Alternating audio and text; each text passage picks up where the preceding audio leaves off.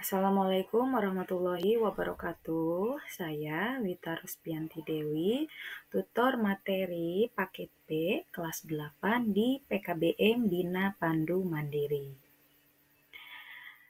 Nah, warga belajar semuanya, pada kesempatan kali ini saya akan menjelaskan tentang kedatangan bangsa Eropa ke Indonesia dengan munculnya pergerakan-pergerakan secara berkesinambungan yang menumbuhkan semangat kebangsaan, memajukan pendidikan, dan penguatan ekonomi.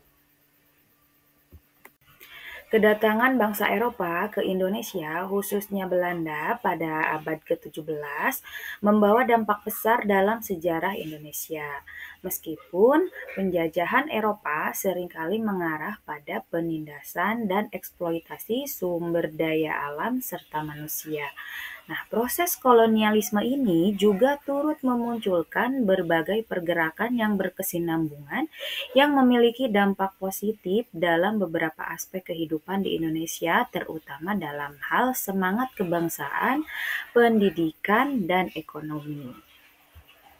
Dari segi semangat kebangsaan, kedatangan bangsa Eropa menumbuhkan semangat kebangsaan melalui berbagai perlawanan terhadap penjajahan.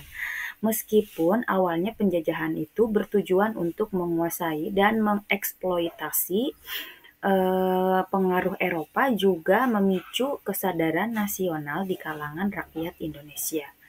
Nah, gerakan-gerakan perlawanan seperti yang dipimpin oleh pahlawan nasional seperti Diponegoro dalam Perang Jawa pada tahun 1825 sampai 1830 dan berbagai bentuk perlawanan lokal lainnya menjadi titik awal kesadaran akan pentingnya persatuan.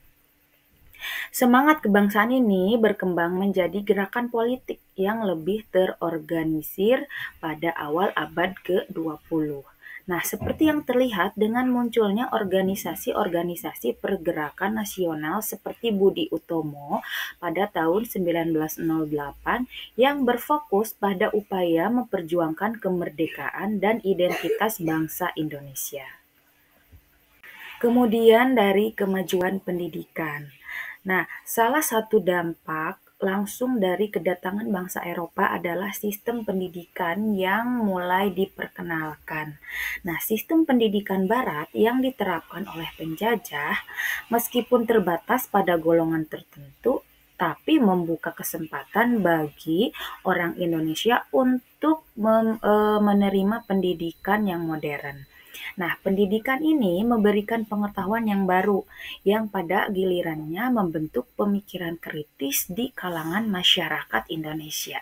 Nah, tokoh-tokohnya yang ada di Indonesia itu seperti Ki Hajar Dewantara dan Dr. Wahidin Sudirohusodo yang memperjuangkan pendidikan bagi pribumi dengan harapan dapat mencetak generasi yang lebih baik, kemudian terdidik dan mampu melawan penjajahan, serta munculnya sekolah-sekolah nasional dan kesadaran akan pentingnya pendidikan yang menjadi landasan bagi kemajuan bangsa Indonesia. Kemudian dari penguatan ekonomi. Nah, kedatangan bangsa Eropa juga berdampak pada sektor ekonomi yang ada di Indonesia.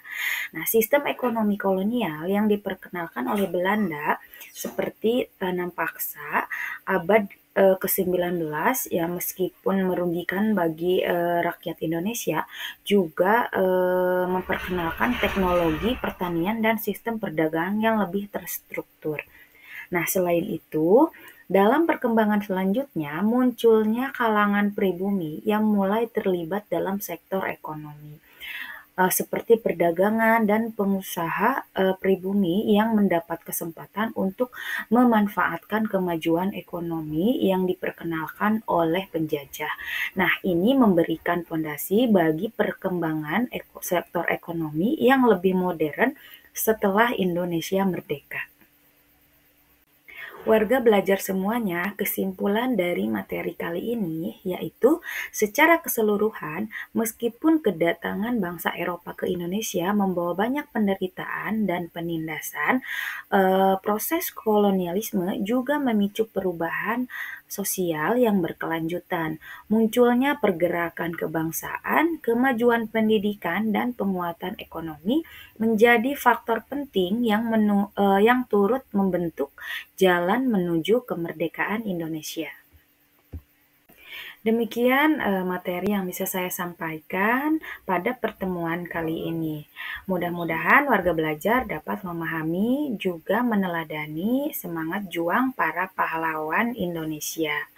Terima kasih, saya tutup pertemuan kali ini dengan ucapan wassalamualaikum warahmatullahi wabarakatuh.